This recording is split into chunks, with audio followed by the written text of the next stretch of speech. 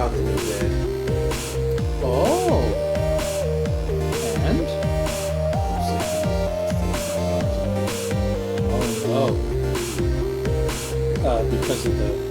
Waking up. This is Oh, really? Ooh. Yeah. Now, do you think just because you haven't broken it in yet? Or do you think you picked the wrong kind of mattress? The former, for sure. Yeah, just Yeah. not broken in yet. And by broken in, it's not the bed that needs to be broken in. It's my skeleton. Yeah. I've only owned really soft beds. Mm. And this is firmer. Yeah. Yeah, this is a proper bed for a Yeah. human being to Yeah. sleep on. Have you seen a medical professional about that situation yet? About what? The fact that you're having difficulty sleeping on your new mattress. No, not specifically that. No. No, I haven't. Just, admittedly, I'm self-diagnosing, but I slept on a shitty bed, or I'm using the word shitty synonymously with very soft, Mm-hmm. as well as a shitty bed, Mm-hmm. for 42 years, and I'm switching it up. Mm-hmm. Of course it fucking hurts. Yeah. Of course it's uncomfortable. But then you also add in my back pain. Like, that's the whole reason why we bought the bed, is to try to alleviate that. Kind of ironic. From 10,000 feet up, yeah, it seems ironic, but it absolutely isn't. It absolutely makes sense. Because my back is getting better. Mm-hmm. Now it's my hips. Now it's my lower back. Because I also have to sleep totally flat on my back. Like, I can't sleep on my side. Right.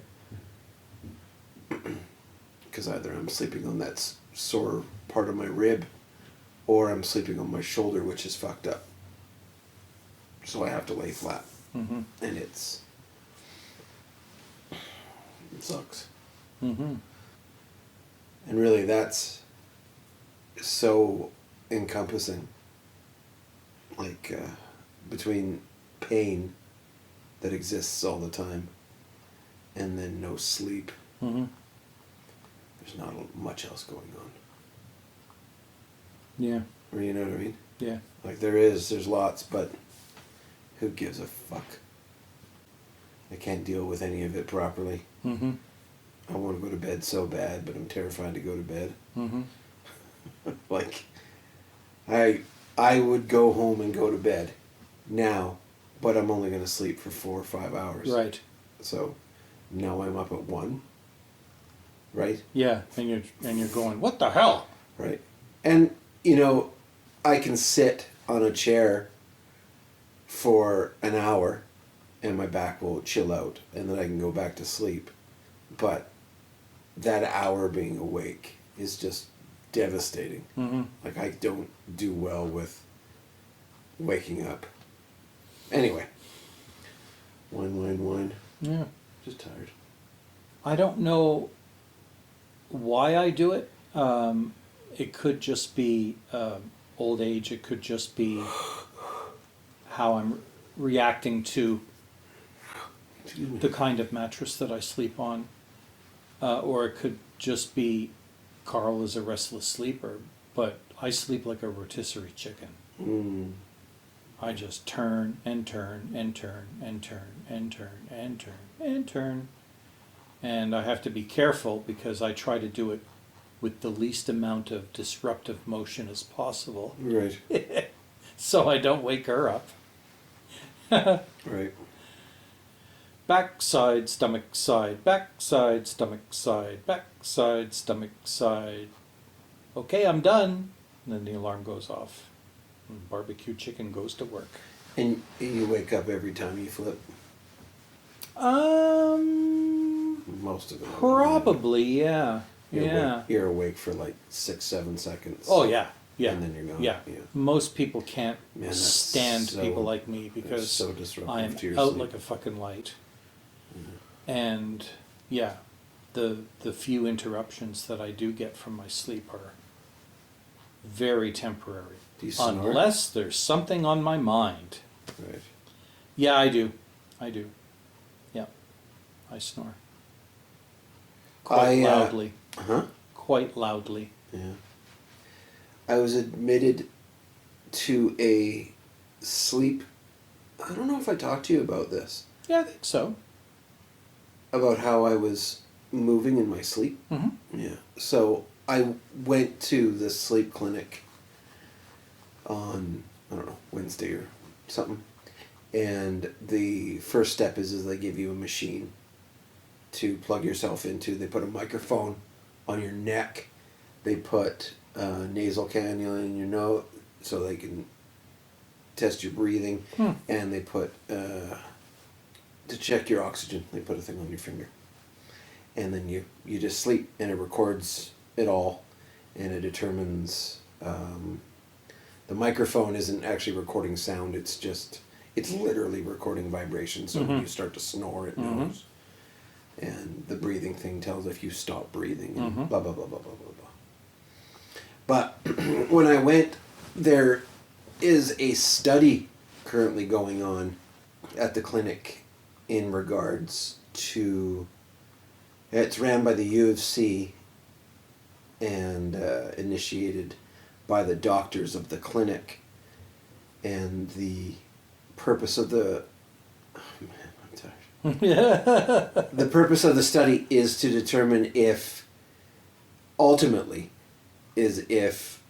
their service is too slow right now. Like if you go to the sleep clinic, Yeah. it's weeks to months to see a doctor. Right.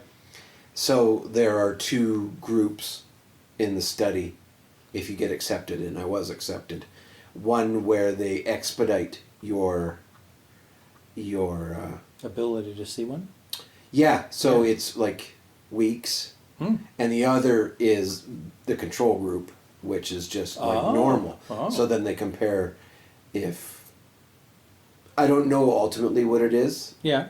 I don't know if there'll be like long-term evaluations or if it's just short-term. But anyway, I got accepted into the study, and I have an appointment with a doctor in 2 weeks, which is fucking pretty dope. But I'm interested and a little confused because I went in there again, like I say, because my limbs are flying around. But this is 100% for a CPAP.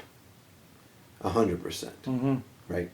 And of course I'm going to get one. Like, I'm a fat guy who's sleeping on his back, like, I probably stop breathing and all that shit. So I'm sure I'll get one. Right. And your sleep will probably improve 300-fold. fuck yeah. Yeah. Yeah. Anyone I know who's gone on one has just said, "Man, I sleep like a baby now." Yeah. Yeah. Like I sleep the whole night through. Yeah. I stop rotisserie chicken. I stop flipping around because I don't stop breathing. I guess that's one of the big reasons why you flip around. It's not because you're uncomfortable. It's because you've literally stopped breathing. So your body's like, okay, it's rolled over so I don't die. Of course, there's because you're sore too or achy or whatever. Yeah, or whatever, yeah. Or just because you're Restless. mental. Yeah. Exactly. Yeah. Or all of the above. All of the above, yeah. Yeah, so that'll be interesting. Just plugged into a machine. You have to do this big seven page worksheet before they accept you into the clinic. And it's not like they accept you, it's just you got to do this paperwork. Yeah. And they ask you how you sleep. Do you fall asleep easily here or there? Do you smoke? Blah, blah, blah. All the fucking things. And they ask you for your height, your weight, your neck circumference, things like that. And I hadn't weighed myself in, I don't know, 12 years. I was just, because who gives a fuck? Right. I'm fat. Right. Like, I don't need to know the number. Right. So I put down a number. And when I went to the clinic, she's like, well, how much do you weigh? And I said the number, and she looked at me. She's like, do you mind if we go on the scale? And I said, I do not want to. But, yeah, okay. Oh, so when you wrote down the number on the form, you really had no idea. No, it was a guess. Yeah. It was a guess. It was apparently a very hopeful guess. Duh. And I got on the thing, and I looked down, and I was like, no. She's like, yeah. Because she wasn't surprised. Right. 365. Wow. Wow. Wow. I would never have guessed that. Nobody does. I was at, I mean, and I was would have astonished. thought maybe close to 300. Right? Maybe a little bit over. There's a guy who is a dad of one of the girls at the preschool who is a workout guy who cares about shit like that. And he made a joke about my weight or whatever, and we just got to chatting about it. He's like, well, how much do you weigh? And I was like, I don't know, 325. He's like, there's no fucking way. And I thought he was being a cunt about it. Right. He's Can like, I try bench pressing you? yeah, right. Yeah, you'll die. Yeah, he's 320. He's like, no way. I bet you're not 280. And I was like, there's no way, dude. There's no way. Yeah, it's crazy. And I'm lucky that I have a gargantuan skeleton. Like, I'm a big dude. And I'm also hungry. But I've also noticed that since my back's been hurting, I've put on a shitload of weight. Shitload of weight. Yeah. Because I can't walk. Right. Can't walk, can't ride my bike. Like, I can, but it just sucks. Yeah. So anyway, that was a real kick in the fucking blubber sack. I was like, wow. Yeah. Wow. No way, dude. All right. See you later, Chips. I guess. Episode 34. I couldn't think of a good title for it, though, because of the fact that there's no real topic. So I just wrote down Summertime Blues. Unless you have a better one. No? We should call it, what is it, 34? Yeah. Yeah, we should just call it Rule 34. Do you know what Rule 34 is? No. I don't think so. Oh my god. Oh my god, he goes. Rule 34 is a rule that exists on the internet that is any subject Okay. will have pornography about it. Right. Rule 34. Right. And I highly recommend you go Google to that. Rule 34 and just like, wow. You see some wild shit, man. Yeah. You see some wild shit. Is that similar to another rule, which is, and I'm paraphrasing here, any topic of conversation will eventually end up bringing up Hitler? Yeah, it'll devolve to the point where someone will bring insult. up, find a way to put Hitler in the Yeah. in the discussion. Yeah, there's actually a name for that. Yeah, I'm sure there I can't is. remember what it is. I'm sure there is. You ever heard of the game? You ever played the game? Well, I've heard of that terminology as referred to a few different things. So what the game are you referring to? You're always playing the game. You're never not playing the game. Okay.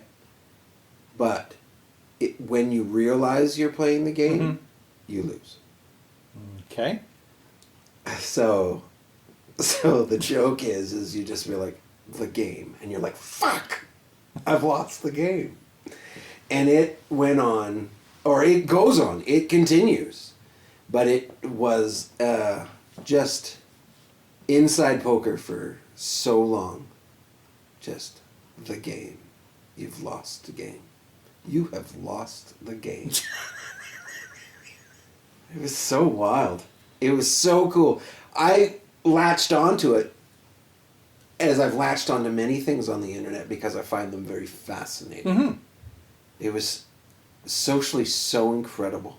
It was just this made up game that wasn't a game, that people participated in, that millions of people who would never know each other can just type 2 words and just piss a whole bunch of people off. Obviously, with smiles on their faces, but So is it meant to be quoted as a way of bracketing something? no, it's just the game. Okay. It isn't anything but the game. All right. Just know that you're playing it now. Got it. And I just lost it. Yeah, you just lost the game. And the moment you lose the game, Right. you start playing again. Right. It's all over and you begin again. Yeah. Yeah. When you stop thinking about it, You're back in the game game. begins again. Right. Well, I guess I'm back in the game. Nope. Well, not anymore. No, still not. It's so dumb. Yeah, it sounds dumb. But it's just funny. Right. Yeah. And I'm not sure if it started. I feel like it started on 4chan, but it might be before 4chan. I haven't thought about the game. I had won the game for a long time until today. Right. I never knew I was playing. I know. That's the best part. That's the best part. Are you up on the dealie that's happening in the world of show business regarding the strike? I only heard about it today. Yeah? I laughed at Yeah. these fucking idiots. Shut up, everybody. Just, you're paid millions of dollars. Go back to work. Or don't. Who cares? Like, you not working, nobody cares. Like, everybody cares, but we all care for the wrong reason. Mm-hmm. When a union strikes, I care. When it's like train engineers. Mm-hmm. Because things stop working. Right now, what? Movies aren't being made right now, or TV shows? Oh, God. Oh, the world. One of the things that the writers and the actors and everybody else in Hollywood were kind of going on about, Mm-hmm. and I mean it is a valid complaint, but it's not really the root of what their problem is. Okay. Because they mention the fact that there is a huge disparity between what the average worker in an organization or a company earns and what a CEO of that same organization or company earns. Right. Yep. And that kind of triggered something in me because I wanted to re-explore that concept due to the fact that there has always been some criticism around how much CEOs get paid compared to the average workers that work for them, because the general ratio multiplication factor has seen a huge jump from the 50s, 60s, 70s to today. Because back in the day, the average CEO made approximately 30 or 40 times what the average worker made. I didn't even think it was that much. Oh, I thought yeah, it was it was. I thought it was a lower ratio. But you got to understand, though, back then people weren't earning $80,000 a year. No. I know that for They sure. were earning like fucking 12, Right. right? So because that topic was tweaked in my head again, Mm-hmm. I decided to do some research today in my spare time Okay. because I wanted to see just what kind of multiplication factors exist in the real world Mm-hmm. today. Mm-hmm.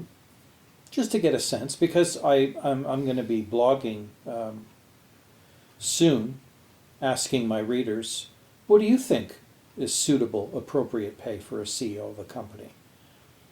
Keep things simple. Imagine a multinational corporation with tens of thousands of workers. There is no right or wrong answer. You don't even have to justify your answer. Just Express your offering in the form of dollars or a multiplication factor of the average salary of workers in the company. And then for points of reference, I give you the following annual salaries. Figures are approximate, because of course they're always changing. The CEO of the CBC, Are these salaries or salaries including bonuses? salaries before bonuses, Okay. to the best of my knowledge. Sure. I tried to find out just what the base salaries were. The CEO of CBC earns $500,000, which is approximately 6.25 times the average salary, which is pretty darn good. That seems fair to me, all things considered. Okay. Next step, WestJet's CEO makes 35 times what their average worker makes. He earns almost 3.5 million a year. 35 times the average WestJet employee's salary.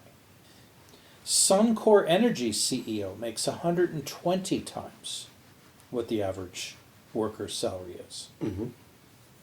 You know how Canadian Pacific and Kansas City Rail merged recently? Their CEO makes 222 times the average salary, 20 million. Magna International, I don't know if you've ever heard of this company, but they're the Canadian company that are kind of on the car parts. They make a lot of car parts for all different brands of vehicles, Okay. especially North American vehicles. 316 times the average salary of that company's workers. Discovery Warner CEO, who happens to be one of the examples the actors and the writers are using to say how fucked up things are, 1,906 times the average salaried worker in that company, which is incredible because the average Discovery TV Warner CEO or worker salary is $130,000 a year, and the CEO is still making 1,900 times more than that. Oak Street Health, which I've never even heard of them, but apparently they're a huge primary care health provider in the U.S., like huge. Their CEO makes $500 million a year, over $500 million a year, which is 2,890 times the average salary of the people who work in that company. I find that incredible. But anyway. The one that I thought you were going to say is the Waltons. Oh yeah, the Waltons are definitely up there. And the number would only be skewed because I think there's 4 or 5 of them. Yeah. But if there was just the mum ran it, Yeah. it's got to be them. Yeah. It's got to be them. Because they just print money. Yeah. Their employees make nothing. Yeah, they make. And there's a lot of employees. Yeah. Yeah. Yeah. In fact, there's been a lot of American politicians that, especially on the Democratic side, that have very strongly voiced their opinion that the Waltons are literally engaging in corporate welfare because of the fact that they're earning all this money and allowing their employees to fucking show up at food banks and stuff. Yeah. Because they don't make enough money to It's live. fucking crazy. Yeah, the American... Which is just American incredible. taxpayers are paying Walmart. And it's not employees. that and you know, It's if crazy. any store at all has proven that you can actually pay your workers a decent amount of money, and not only will they work hard, but they'll be incredibly happy and loyal, it's Costco. I think their employees average $20 to $25 an hour, and they love it. They love working there. They love it. But yeah, that was the interesting topic of the day for me. I finally finished that second Alastair Reynolds book, Oh, yeah. and I'm on the third. Oh, cool. Good I'm for on you. the third. Yeah. Neat. You? I read a couple books. Two, I think, maybe 3. Mm-hmm. One of them, what was the fuck was it called? It was a book. I can't remember the title right now. But it was a dystopian book. Mm-hmm. It was about a dude and his family who lived somewhere in America. And long story short is that the United States was attacked by 3 nuclear blasts that went off in the atmosphere, which generated an EMP mm-hmm. and decimated the whole country.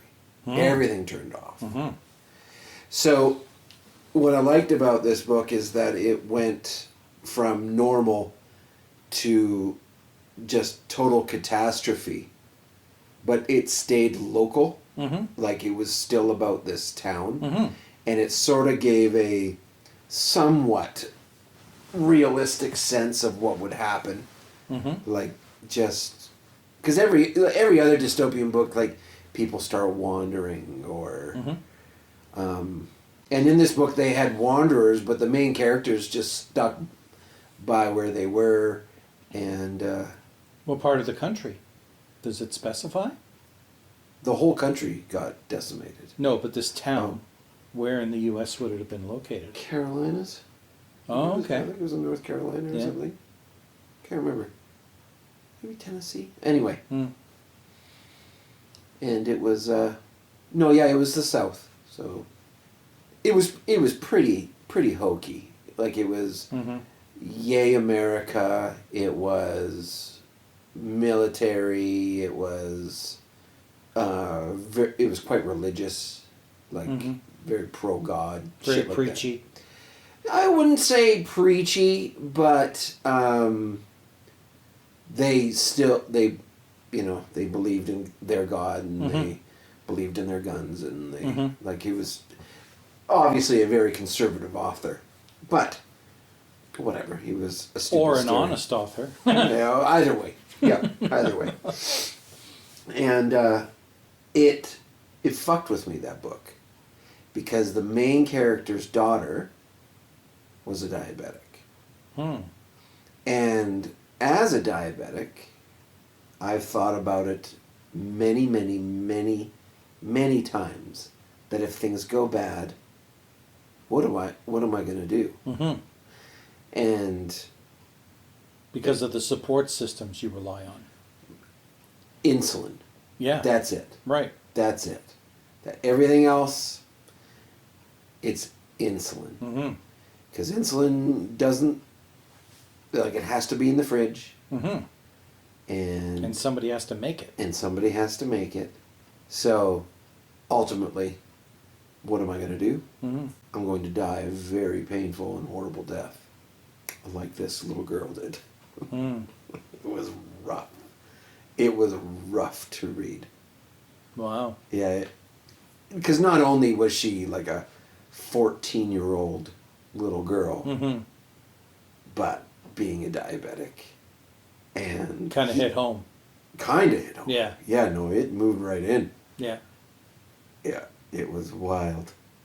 Mm. And the fucking thing, this girl, because she's young enough to still, like, have, like, a little stuffy that she carries around, mm-hmm. right? And it's a little rabbit. And that's what my daughter carries around. Mm-hmm. It just fucking... Little too... punching me in the nutsack over and over and over again. So, that was a fun read. Then I read some fucking wild young adult book. It was so trippy. It was written by Clive Barker. So he's written numerous books. He wrote the screenplays for the Hellraiser movies and shit like that. Yeah. And this book was about The Thief of Time is what it was called, I think. And it was just about this entity that... Is this a popular book? Because I think I may have heard about it. Yeah, I think it is pretty recent, eh? Or no? No, not pretty... Well, I guess it depends on what pretty recent is. Like in the last 5 years? No, I don't think so. No? No, I feel that it's older than that. Okay. Science fiction-y? More fantasy. Right. I would say more fantasy. Okay. Yeah. But horror as well. Like it was fucking creepy. It was he was the main character kid was bored. And he said that he was like, it was summer holidays and he's like, I got nothing to do. And his mom's like, well, fucking clean your room. He's like, I don't want like, no, I'm bored. I don't want bullshit work to do. And he had the window open and all of a sudden this fucking wispy character came in and convinced him to come with him. And he thought he was dreaming. He's like, what the fuck is going on here and whatever. And this weirdo guy led this kid, they went for a walk and ultimately got to this weird house. And the purpose of it is that you're here to have fun. You're here to have fun. It's the whole point. And there were 2 other kids there, and they got to eat whatever they want. Like, the food was just copious and wonderful. A weird thing that happened in the house is that every day it would go through 4 seasons. So every day they'd wake up and it was springtime. By the afternoon it was the summer. In the evening was autumn, so they would have Halloween every day. And at night it was Christmas.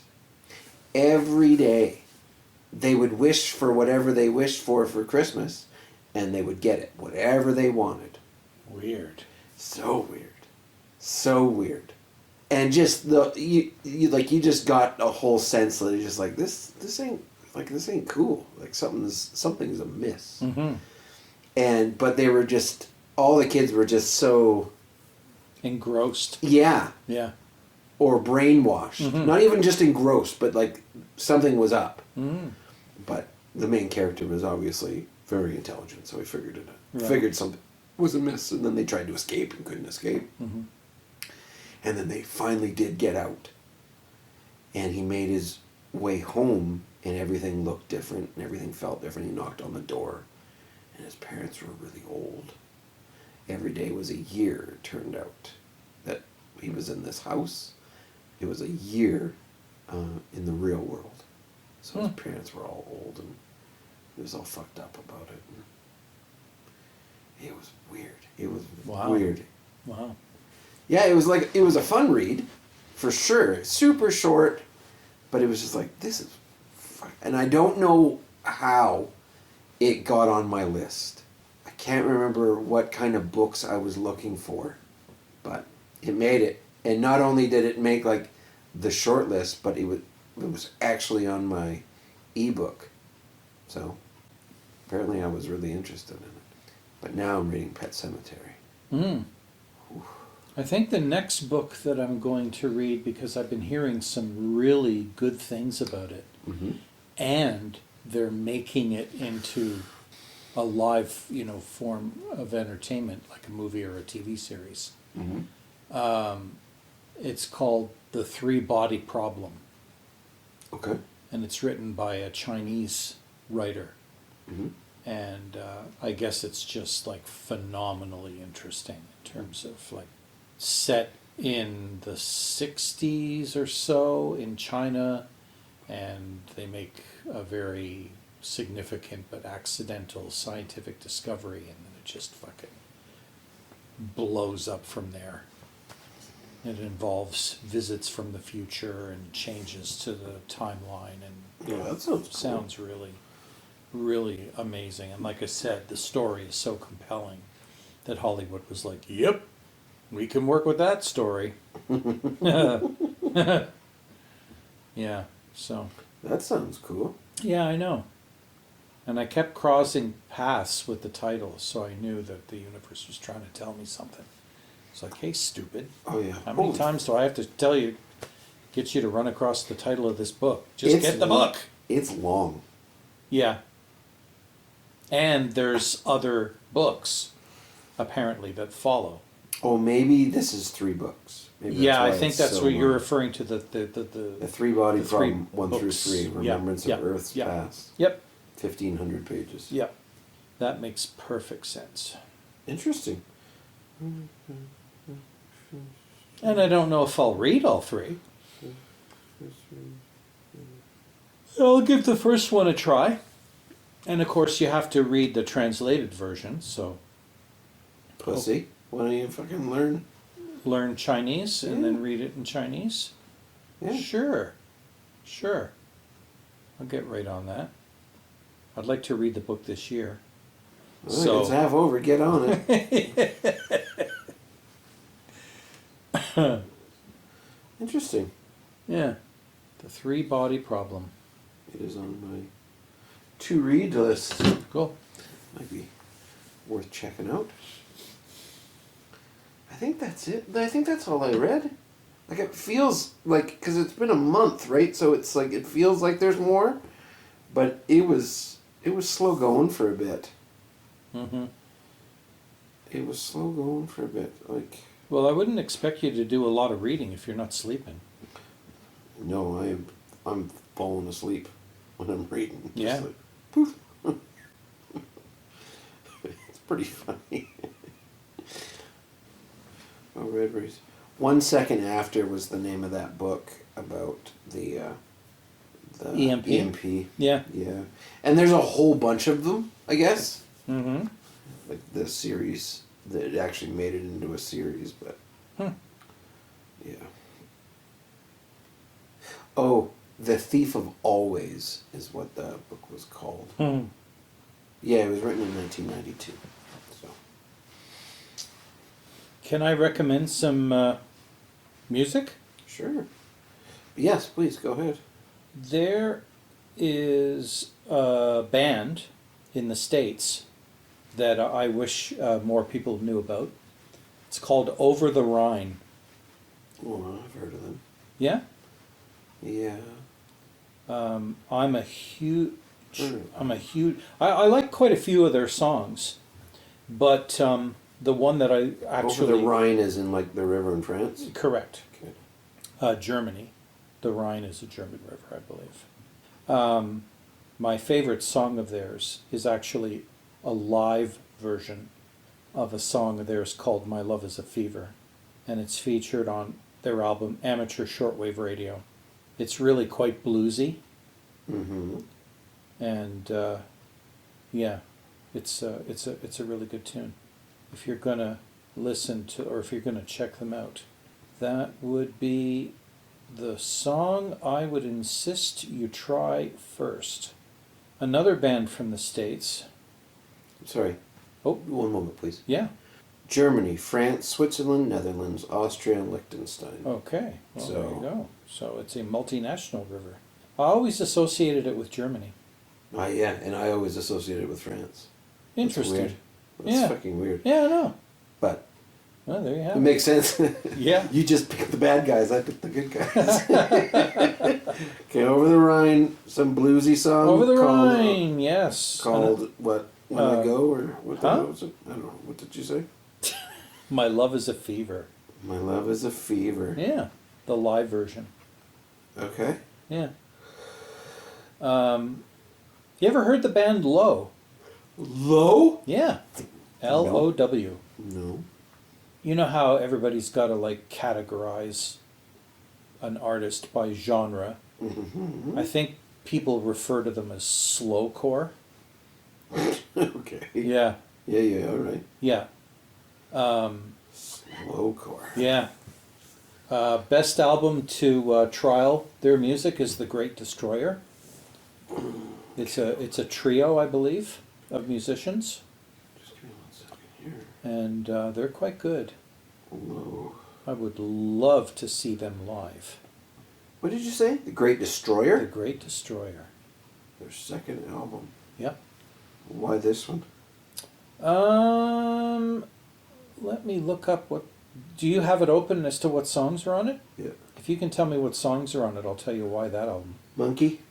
Oh yeah. That's it? Yeah. You done? No. Oh, California? That song is like my theme song. It is my theme song of life. Oh. Yeah. Every time I hear it, it's like my swan song saying, why the fuck aren't you back in California, man? Like get back there. Yeah, it really speaks to me. California, I think Broadway, So Many People is on that album too. Yep. Yeah, another great song. Yeah, really, really good.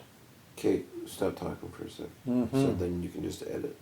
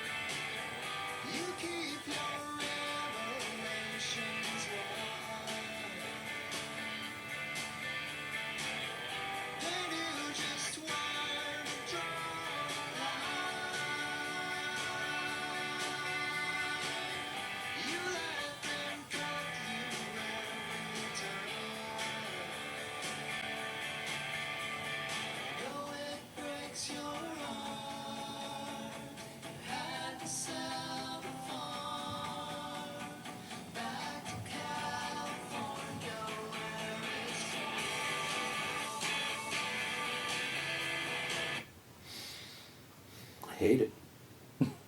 That's like what all of it sounds like? Ish. Yeah. Some of it's a little heavier. Like Monkey's a little heavier. Robert Plant covered it. Mm, He liked it so much he covered it. that's fun. Yeah. That's cool. Good for them. That's big ups. Mm-hmm. Yeah, it's a little gay. He kind of... What's it remind me of? Like, when I heard it, I thought of, like, old Wilco. Like, old Wilco. Yeah, I get it. Yeah. Yeah. And that... I disliked Wilco Right. because I was fucking 17. 17-year-olds don't like Wilco. No. Right? No. And No. that's... When I Only hear adults this, like and I do Wilco, that, and yeah. I'm like... Yeah, You know, yeah, it's the totally. fucking same thing. Yeah. Yeah. It grows on you. Yeah, I could see that. It's just there's not enough of a hook. It's sweet and it's cute, but there's no hook. Yeah, but it's the sweetest and cutest of the bunch. Like Broadway's a little bit better. Fair enough. You know, it really does kind of help bring to mind Times Square, New York, and Interesting. Letterman, and then of course Monkey is just downright creepy.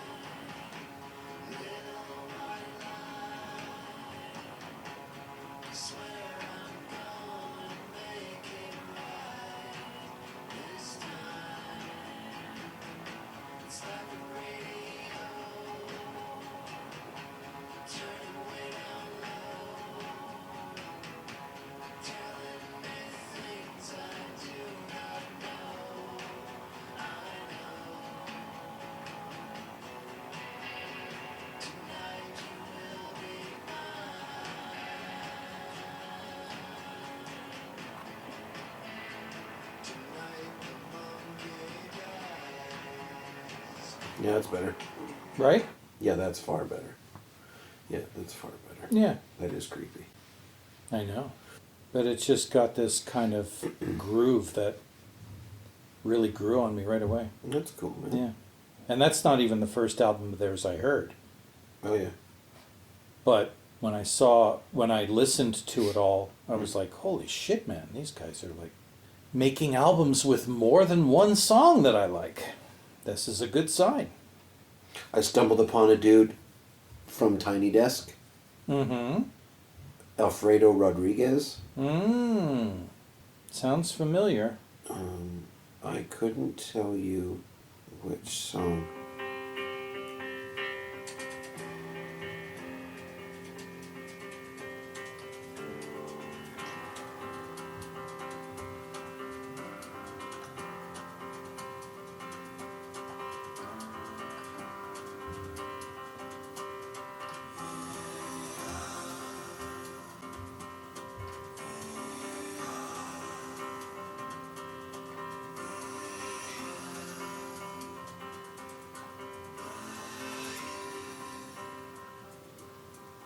If I leave this in the podcast, do you think they're gonna send a fucking takedown request? No, I don't think so. Well, it depends. But no, I don't think so. What I'd like to leave it in there just to see Mac what happens. Avenue Records? Probably not.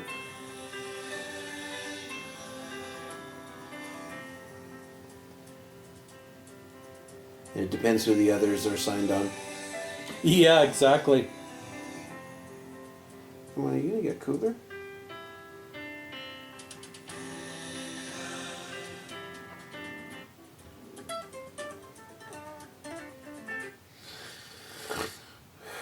Yeah, that was a really good album. But it was a bad choice of a song, I think. But Okay. just three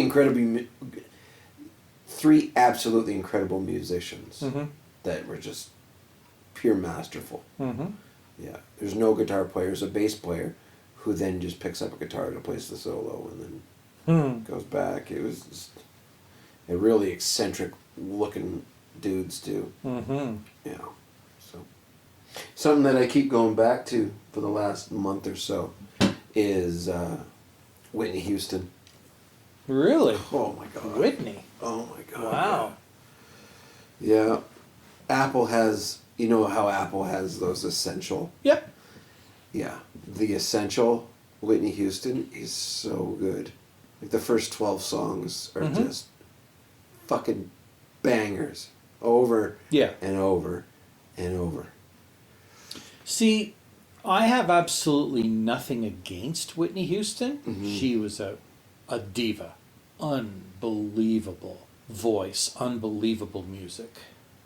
I just listened to so much music in my life and had to suffer through shitty fucking radio that kept playing the same crap over and over and over again that I'm kind of Whitneyed out. I get it. suppose that if I was to suddenly hear one out of the blue, I'd be like, oh yeah, what a great song that is. But it's like I had to, when I put my music library together on Apple Music, Yeah. I had to stay away from the stuff that just kept getting played over. And Yeah, over you're and not over adding and top over and 40 over and to over. it. No, definitely No, not. she Definitely absolutely was for decades. Like my music library is either stuff that I grew up with, stuff that has very special life associations with, or stuff that I discovered by accident and grew to love. And the average person would never hear this stuff on the radio. Right. Yeah. And that's why I love it. Yeah. Because it's different, it's new. And the Tiny Desk, Tiny Desk is one of the most perfect places to find new music, because 9 times out of 10, it's either artists who haven't quite yet made it huge, or they are, but they want you to hear the unplugged version of their stuff, which is so much fucking better than the fully amplified special effects version of their music. Right. Like, Jesus, you get to actually hear their soul come out in their performance. Never mind the fact that you get to watch a bunch of musicians in close proximity with each other just having the time of their life. You ever watch them and you see the smiles on yeah. everybody's faces? Yeah, It's just lots. like, it's infectious, man. Yeah. It's infectious. Yeah, It's like if you're feeling shitty, just watch a Tiny Desk concert. You will reacquaint yourself with the joy of life. That's how I feel about it anyway. Even if it's not the kind of music you like, you're just like listening to them perform and going, holy shit. And sometimes I've actually gone and checked out albums by those artists if I'd never heard them before and go, that doesn't sound like that at all. It's like, could you just like make an album of Tiny Desk performances? I'll buy that. Yeah. I'll buy that. Just put that on fucking every streaming service ever made. And I'll just listen to that all day. Like, seriously. Even some of my favorite artists, they strip it right down and it's just 3 or 4 musicians just jamming. jamming. Speaking of stuff that probably wouldn't make your list, I've been listening to a bit of Phil Collins this week too because of his last concert. I love Phil Collins. It's the same fucking shit though. Yeah. He's just a British version of. Anyway. Yeah. Yeah, his last concert was this week. Yeah, I know. Genesis is still touring though. His son's playing drums. I know. Yeah. Yeah. Which is incredible. That's pretty cool. Yeah. Apparently a far better drummer too. Word on the street. Really? Yeah, I think his name's Wow. Mark. And he's incredible. Because why wouldn't he be? Right. Well, because he's been playing since he was born. That's right. Right? Yeah, no. When Phil Collins, like I had always been a fan of Genesis, although I was a late bloomer when it came to music, so I had to rediscover the stuff that my peers were already listening to in the 70s. So I was introduced to the 80s Genesis and then tried to acquaint myself with the earlier stuff and, got into finally understanding why everybody made a big deal out of songs like Squonk and The Lamb Lies Down on Broadway. And however, I never quite connected fully with Genesis only because I was playing catch up with their library, and none of their songs had any life association with life events. So it's one thing to be introduced to really good older songs, but when they don't have any actual personal connection to you, they don't quite have the same impact on you, psychologically. That's why I never liked Led Zeppelin. Right, because if you were never listening to them when they were a thing, you listen to them now and you're like, okay, yeah, great, whatever, okay. But whatever. Yeah. Whereas the funny thing is, the minute I did start paying attention to Zeppelin, because I knew everybody else in my peer group had, it was when In Through the Outdoor came out. Right. Which was a revelation for me because it was their first electronic album where there was a lot of synthesizers in their music. And I was like, ooh. And they were like, that's not real Zeppelin. And I'd be like, I don't give a fuck. This is fucking cool. Right. And then John Bonham died. I was going to go see that album toured. Oh, and he goddamn died. Way to go. So I was like, for fuck's sakes. The one time I finally get excited about seeing a band in concert, and I can't because a quarter of the band is gone. But getting back to my original comment, even though I never really truly connected with Genesis because they were more or less before my time of musical discovery, when Phil Collins went solo, I was just like, what the fuck is this? Yes. Incredible. And the moods in some of his music, I just would listen over and over and over and over. And the characters he was playing in his songs, like creepy ass fucking evil sons of bitches, through these walls. And you're just like, what kind of a fucking psycho are you? And then you realize, okay, maybe this is just his way of exercising the demons in his psyche. Yeah. But it's fucking great. Yeah, so good. It is so good.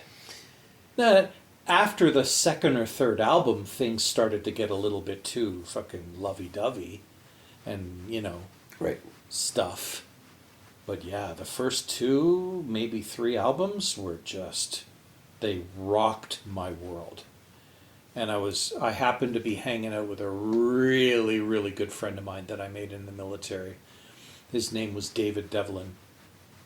And we met because we both got into trouble on separate situations, but we ended up getting punished together.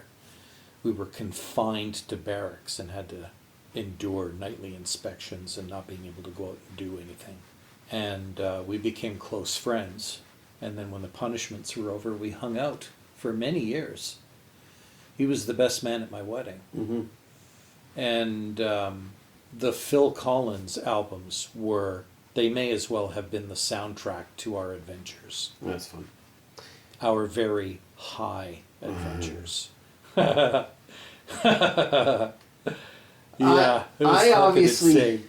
I obviously was not around for Genesis, but unlike you, I did have a life association with them. Is that I got a CD that somebody burned that had A bunch of their good music? a bunch of it on there. Oh, wow. And I listened to it Mm-hmm. on my drive to and from Vancouver Ooh. after a breakup. Oh. It was Genesis and Kelly Clarkson. Oh, God. It was so great. Oh, So my God. great. Talk about two ends of a musical spectrum. So wonderful. Oh. So great. And it wasn't just Jenny, it was Genesis and Phil Collins. Mm-hmm. And the other CD was Kelly. But yeah, like a Genesis Greatest Hits CD would be just, Yeah, there's that double disc, Unstoppable. which is just fucking stupid. yeah, So good. yeah. Yeah. Yeah, no, Phil Collins had a very, very severe impact on my life in every way. There's another guy I'm sorry I never got to see while he was in his prime. Paul Simon. You'll never see him now. God damn. Shows are over now. Yeah. Paul Simon has got to be my favorite, or one of my favorites. Yeah, me too. I was introduced to it by my father. He lived after him and my mom split up, he Mhm. lived in some shitty apartment, Mhm. and my sister and I would go over for the weekends, Mhm.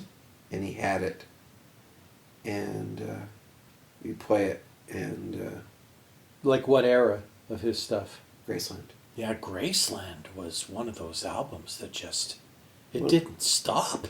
No. It just kept getting better and better. No, there's a few albums that are like that. Yeah. Graceland, Rumors, Yeah. like fucking Rumors. Dark Side of the Moon. Dark Side of the Yeah. Moon. Yeah. Yeah. I still maintain that Rumors is one of the best albums of all time. Oh, no argument here. Like, you don't even have to. even like the or B-side dislike. songs. Oh, they're You incredible. just pay attention to the music and the lyrics, and it's just like, They're just all bangers, all of them. Whole fucking thing is good. yeah, yeah, Whole thing is good. yeah. Oh my god. One of my favorite songs. It gets me here every time I listen to it. Is Songbird. Oh yeah. God damn. Just fucking heart-wrenching ballad. Yeah. Yeah. She was just so in love with that guy. Much to the chagrin of her fucking husband at the time. Oh. Yeah. And I mean, all the critics, all the music critics and yahoos basically said that one of the reasons that album was so good is because of the turmoil that was going on in their lives when they made it. Well, of course. Yeah. Of It course. makes for great stories. Yes. Yeah. Of It's course. perfect. Hey, hun, we're getting a divorce. Amazing. Let's make an album. That's right. Yeah. Or a movie, or write a book, or whatever. It was incredible. Did we say goodbye to our peeps yet? No, we didn't. Thanks for listening to our podcast. If you're still awake, see you next time.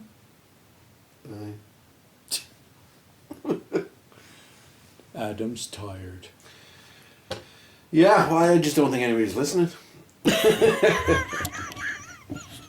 What the hell?